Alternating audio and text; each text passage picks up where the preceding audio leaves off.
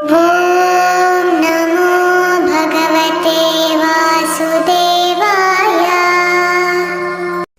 देवर्षि नारद के पूछने पर श्री ब्रह्मा जी कहते हैं, हे मुनि, किष्किंधा तीर्थ बहुत विख्यात है। वह मनुष्यों की संपूर्ण कामनाओं को पूर्ण करने वाला और समस्त पापों को शांत करने वाला है और वहां पर भगवान शंकर निवास करते हैं। नारद, अब उस तीर्थ के स्वरूप का वर्णन करता हूँ, भक्ति पूर्वक सुनो।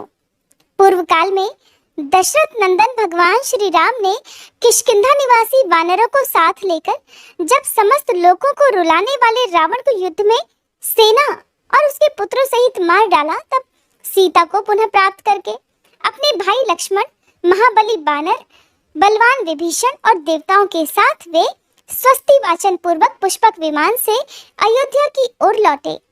पुष्पक विमान कुबेर का था। वह शीघ्रगामी और इच्छानुसार चलने वाला था। भगवान राम शत्रुओं का संहार करने वाले और शरणार्थी पुरुषों को शरण देने वाले थे। उन्होंने विमान से अयोध्या लौटते समय मार्ग में लोक पावनी गौतमी गंगा को देखा, जो समस्त अभीष्ट वस्तुओं को देने वाली तथा मन और नेत्रों के संताप का निवारण करने वाली है। गंगा जी का दर्शन करके महाराज श्री राम उनके तट पर उतरे और हनुमान आदि संपूर्ण वानरों को संबोधित करके हर्ष गदगद वाणी में कहने लगे कि ये गौतमी गंगा संपूर्ण जीवों की जननी है। ये भोग तो देती ही है, साथ मोक्ष भी दे सकती है। भयंकर पापों का संहार कर डालती है। इनकी समानता करने वाली दूसरी कौन नदी है, जिन्हें महर्षि गौतम ने सबको शरण देने वाले भगवान शंकर की आराधना करके जटा सहित प्राप्त किया था। ये संपूर्ण अभिलषित फलों की जननी और अमंगलों का नाश करने वाली है और ये समस्त संसार को पवित्र करने में भी समर्थ है। समस्त सरिताओं की जननी गंगा का आज प्रत्यक्ष दर्शन हुआ। मैं मन, वाणी और शरीर द्वारा सदा ही इन शरणागत वत्सला गंगा जी की शरण लेता हूँ। भगवान श्री राम का ये वचन सुनकर समस्त वानरों ने भी गंगा जी में डुबकी लगाई और संपूर्ण लौकिक उपहारों तथा अनेक प्रकार के पुष्पों द्वारा उनकी विधिवत पूजा की। महाराज श्री रामचंद्र जी ने श्री महादेव जी का यथावत पूजन करके सर्व भावोपयुक्त वाक्यों द्वारा स्तवन किया। संपूर्ण वानरों ने भी प्रसन्न होकर नृत्य और गान किया। भगवान श्री राम ने अपनी प्रिया जानकी तथा प्रेमी वानरों के साथ सुखपूर्वक वह रात व्यतीत की। सुबह उठकर भगवान अत्यंत प्रसन्नता पूर्वक गोदावरी देवी की स्तुति करने लगे। अब फिर अपने भर्ती गणों का सम्मान करके वे वहां अनिर्वचनीय आनंद का अनुभव करने लगे। उस निर्मल प्रभात में सूर्योदय होने पर विभीषण ने दशरथ नंदन श्री राम से कहा कि हे भगवान, हम लोग इस तीर्थ में रहने से अभी तृप्त नहीं हुए, अतः कुछ समय और निवास करें। मेरा विचार है 4 रात और यहाँ ठहर जाएं, फिर सब लोग साथ ही अयोध्या चलेंगे। विभीषण की बात का वानरों ने भी अनुमोदन किया। फिर भगवान शिव की पूजा करते हुए 4 रात वे और ठहर गए। वह महादेव जी सिद्धेश्वर के नाम से प्रसिद्ध थे और उन्हीं के प्रभाव से रावण अत्यंत प्रबल हो गया था। इस प्रकार सब लोग अपने द्वारा स्थापित किए हुए शिवलिंग की पूजा करते हुए 5 दिनों तक वहां ठहरे रहे। श्री राम ने अपने संपूर्ण सहायकों के साथ शुद्ध हृदय से संपूर्ण शिवलिंगों को मस्तक झुकाया। किष्किंधा निवासी सभी वानरों द्वारा सेवित होने के कारण वह स्थान किष्किंधा तीर्थ कहलाया। वहां स्नान करने मात्र से बड़े पाप भी नष्ट हो जाते हैं। भगवान ने गौतमी गंगा को भक्ति पूर्वक प्रणाम किया और कहा, हे माता गौतमी, मुझ पर प्रसन्न होइए। इस प्रकार बारंबार कहकर वे विस्मित चित्त से गोदावरी की ओर देखते और उन्हें प्रणाम किए जाते थे। तब से विद्वान पुरुष उस पुण्यमय तीर्थ को किष्किंधा तीर्थ कहने लगे और जो भी इस प्रसंग का पाठ, स्मरण अथवा भक्ति पूर्वक श्रवण करता है, उसके पापों को भी ये तीर्थ हर लेता है। फिर जो लोग वहाँ स्नान और दान करते हैं, उनके लिए तो कहना ही क्या है। उसके बाद व्यास तीर्थ और प्राचेस तीर्थ हैं। उनका महत्व मैं बताता हूँ, सुनो। मेरे 10 मानस पुत्र हुए जो जगत की सृष्टि करने वाले थे। वे पृथ्वी का अंत कहाँ है इस बात का पता लगाने के लिए चले गए।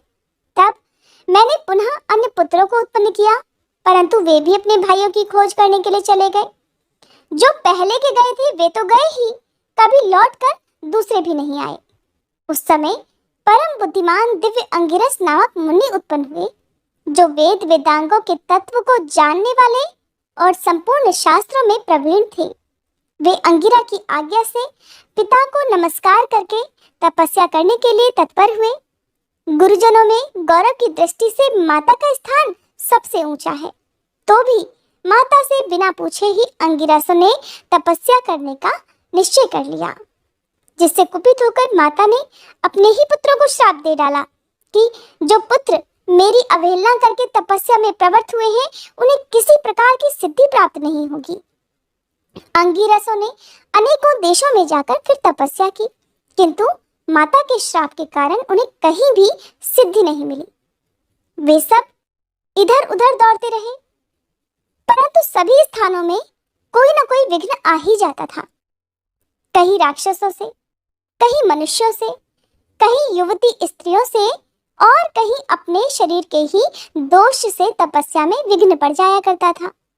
इस प्रकार भटकते हुए सब अंगिरस तपस्वियों में श्रेष्ठ अगस्त्य जी के पास गए और उन्हें प्रणाम करके विनीत भाव से कहने लगे कि हे भगवान, हम अनेक उपायों से बारंबार प्रयत्न करते हैं, तो भी किस दोष से हमारी तपस्या सिद्ध नहीं होती। आप तपस्या में सबसे बढ़ चढ़ कर हैं, अतः कोई उपाय हो तो बताइए। हे ब्राह्मण, आप ज्ञानियों में भी श्रेष्ठ, वक्ताओं में भी श्रेष्ठ वक्ता, संयमी पुरुषों में भी सबसे अधिक शांत, दयावान, प्रियकारी, क्रोध शून्य तथा द्वेष से रहित है। अतः हमने जो कुछ भी पूछा है उसे बताइए। जो अहंकारी, दयाहीन, गुरु सेवा रहित, असत्यवादी और क्रूर हैं, वे तत्व को नहीं जानते। अगस्त्य मुनि ने थोड़ी देर तक तो ध्यान किया, उसके बाद उन सभी लोगों से धीरे धीरे कहा, आप लोग शांतचित्त महात्मा हैं। ब्रह्मा जी ने आपको प्रजापति बनाया है, अब तक आप लोगों की तपस्या पूर्ण नहीं हुई। इसमें कोई ना कोई कारण तो अवश्य है, आप लोग उसी कारण का स्मरण कीजिए। ब्रह्मा जी ने पहले जिन मानस पुत्रों को उत्पन्न किया था वे चले गए और बहुत सुखी हुए, परंतु जो उनकी खोज में गए वे ही फिर अंगिरस हुए हैं। वे ही आप लोग हैं जो समय पाकर इस रूप में आए हैं।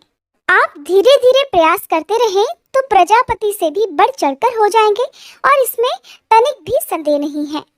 यहाँ से तपस्या करने के लिए आप लोग त्रिभुवन पावनी गंगा के तट पर जाइए। संसार में शिव वल्लभा गंगा के समान दूसरा कोई सिद्धि का उपाय नहीं है। वहाँ पावन प्रदेश में आश्रम के भीतर ज्ञानद गुरु की सेवा कीजिए, उनकी पूजा कीजिए, वे ही आप लोगों के सब संशयों का निवारण करेंगे। तब अंगिरसों ने महर्षि अगस्त्य से पूछा, हे मुनिवर, ज्ञानद किसको कहते हैं? ब्रह्मा, विष्णु, महेश, आदित्य, चंद्रमा, अग्नि और वरुण, इनमें कौन ज्ञानद है? तब अगस्त्य जी ने फिर कहा, ज्ञानद का स्वरूप बताता हूँ, सुनो। जो जल है वही अग्नि है, जो अग्नि है वही सूर्य कहलाता है, जो सूर्य है वही विष्णु है और जो विष्णु है वही सूर्य, जो ब्रह्मा है वही रुद्र है, जो रुद्र है वही सब कुछ है। इस प्रकार जिसको एक की सर्वरूपता का ज्ञान हो उसी को ज्ञानद कहते हैं। देशिक, प्रेरक, व्याख्याकार, उपाध्याय और शरीर का जनक आदि बहुत से गुरु हैं, किंतु उनमें जो ज्ञान दाता गुरु है वह सबसे बड़ा है। यहाँ उसी ज्ञान की बात कही गई है जिससे भेद बुद्धि का नाश हो जाए। एकमात्र अद्वितीय शिव ही सब कुछ है। विद्वान ब्राह्मण उन्हीं का इंद्र, मित्र और अग्नि आदि अनेक नामों से वर्णन करते हैं। अनेक नाम और अनेक रूपों में जो भगवान के तत्व का वर्णन किया जाता है वह अज्ञानी जनों का उपकार करने के लिए है। इस प्रकार अगस्त्य मुनि के ऐसे वचन सुनकर वे सभी अंगिरस गुण गाथा गान करते हुए वहां से चले गए। उनमें से 5 तो उत्तर गंगा के तट पर गए और 5 दक्षिण गंगा के।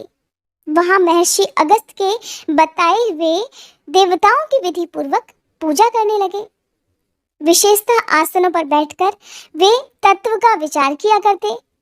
इससे उनके ऊपर समस्त देवता प्रसन्न हुए और कहने लगे, विश्व योनि ब्रह्मा जी ने युग के आदि में जो सृष्टा के पद की कल्पना की थी वो इसलिए कि अधर्मों की निवृत्ति हो, वेदों की स्थापना हो, संपूर्ण लोगों का उपकार हो, धर्म अर्थ और काम की सिद्धि हो तथा पुराण, स्मृति, वेद और धर्म शास्त्रों के अर्थ का ठीक ठीक निश्चय हो। इसके अनुसार तुम सभी लोगों को जगत सृष्टा का पद प्राप्त होगा। तुम सब उसी पद के अनुरूप होगे। हे नारद, वे क्रमशः धीरे धीरे प्रजापति होंगे। जब अधर्म बढ़ेगा, वेदों का पराभव होगा और उन पर संकट आएगा, उस समय वेदों का उद्धार करने के लिए वे भावी व्यास होंगे। गंगा का उत्तम तट ही उनकी तपस्या का उत्तम साधन होगा और वहां शिव, विष्णु, मैं, सूर्य, अग्नि और जल ये सब उपस्थित रहेंगे। इनसे बढ़कर पवित्र और इनसे श्रेष्ठ कहीं कुछ भी नहीं है। केवल परब्रह्म ही इन सब के आकारों में प्रकट हुआ है। सर्वस्वरूप शिव, जो व्यापक तथा संपूर्ण भाव पदार्थों का रूप धारण करने वाले हैं, समस्त प्राणियों पर कृपा करने के लिए उस तीर्थ में विशेष रूप से रहते हैं। उनके साथ संपूर्ण देवता भी निवास किया करते हैं। भगवान शिव सभी पर अनुग्रह करने वाले हैं। वे अंगिरस, धर्मव्यास और वेदव्यास के नाम से प्रसिद्ध होंगे। उनका तीर्थ भी व्यास तीर्थ के नाम से ही तीनों लोकों में विख्यात है। व्यास तीर्थ बहुत ही उत्तम है। उसका जल पाप रूपी कीचड़ को धोने वाला, मोह रूप अंधकार को और मद का नाश करने वाला तथा मनुष्यों को सभी प्रकार की सिद्धि देने वाला है। ॐ नमो भगवते वासुदेवाय।